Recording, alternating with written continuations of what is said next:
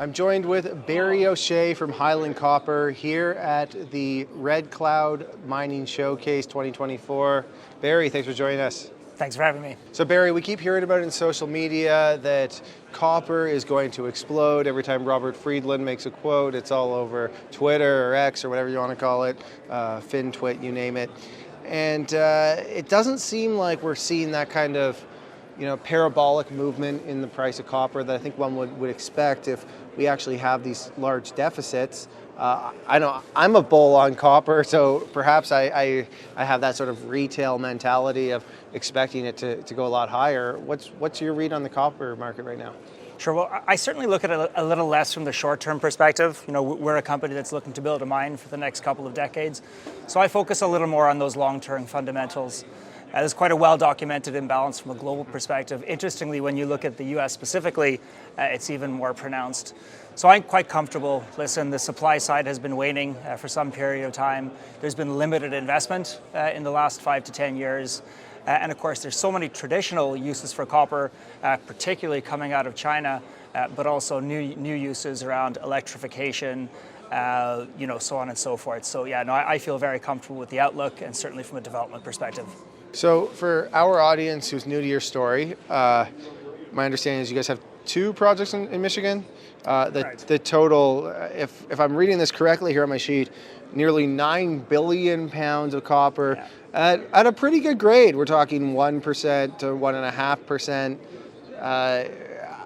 How come we aren't hearing more about you guys? What's the scale of the projects really surprises investors, and I think it's been sitting under the radar for a period of time. And in part because these projects in the Upper Peninsula of Michigan, they need a certain copper price, and we're not far off it. Arguably at $4.50, these are really nice projects that can be financed at $5 beyond. Fantastic projects, but they've been sitting under the radar for the past number of years because they just haven't quite been economic. But you're right, so Copperwood is our first project. It's 100% owned. A massive distinguishing factor is that it is a fully permitted project in the US. 3.7 billion pounds of copper defined, with the state considering giving us a $50 million grant to support that. A fantastic project to get into the region. Our second project, just so you know, it is 5.4 billion pounds of copper. It's a joint venture. We own 1/3 of that alongside Kinterra, a private equity in Toronto, and they're driving that one from a feasibility and permitting perspective while we focus on Copperwood. Okay, so talk to me about Michigan as a mining jurisdiction, because you're the first guy I've talked to who has a project in Michigan.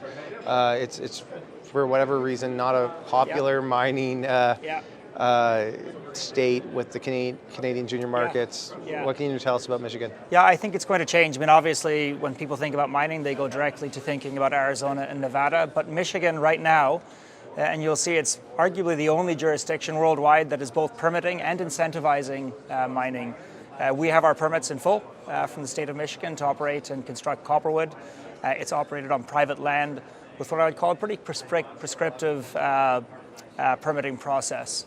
And as I said, we're under consideration for a $50 million grant. So it gives you a sense not only are we permitted, but we're welcome regionally. And in part because the state understands mining. They're looking to bring industrial jobs back.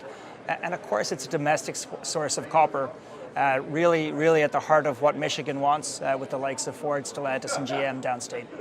So talk to me about your shareholder base. You guys have quite a bit of shares outstanding, which is really not all that common in the Canadian junior markets. What can you tell me about your share structure and who owns the shares? Yeah, so there's 700 million shares outstanding. That is something that we need to deal with at some point. We can do a 10 to 1 consolidation at some point, and I think that's the appropriate thing to do. With respect to shareholders, we have some very long-term supportive shareholders. You'll see at the top of the list is Orion Mine Finance, owning 28% of the company. Those are the kind of shareholders that you need to give you support, certainly through those development phases.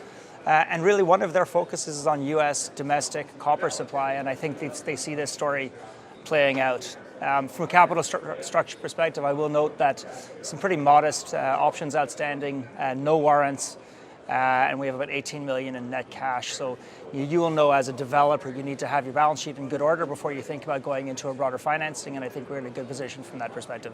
So Barry, if I'm going to put on my portfolio manager hat and think about you guys from a buy-side perspective, there's one thing that I see here that makes me a little bit nervous, it's that management doesn't seem to own a lot of shares based on the research that I'm seeing here. How do you give investors comfort in that? Yeah, sure. Well, to begin with, I'd say that there was a pretty significant reshuffling of the board in recent years. If you were to keep some of those old board members in place and they remain supportive, it will be a considerably higher number. At current management, I'll just acknowledge, have had to buy all their shares in the market. No shares at the outset. I can promise you we're invested, though. Okay. So if I'm watching your story here over the next 12 months, what am I looking out for? Well, particularly you're looking for the state to give final approval for the $50 million grant. It's been through 2 levels of approval, at the Michigan Strategic Fund and at the House, at the legislative level. In the coming months, we're looking for the Senate to make that approval. I think that's the biggest catalyst in terms of the project. We're also completing some site work, maintaining our permits in good order, stepping into detailed engineering to support a project finance in the new year at Copperwood. So a whole host of things on that side. On White Pine, obviously, Kinterra are particularly active. They're just coming to the tail end of a second drill program, both from a resource update perspective, but also to support samples that they need for a feasibility study. So we're going to continue to push news out on that side as they progress that project.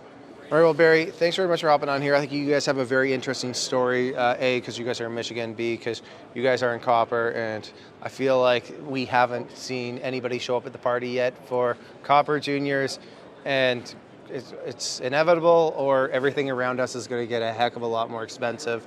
So you're right.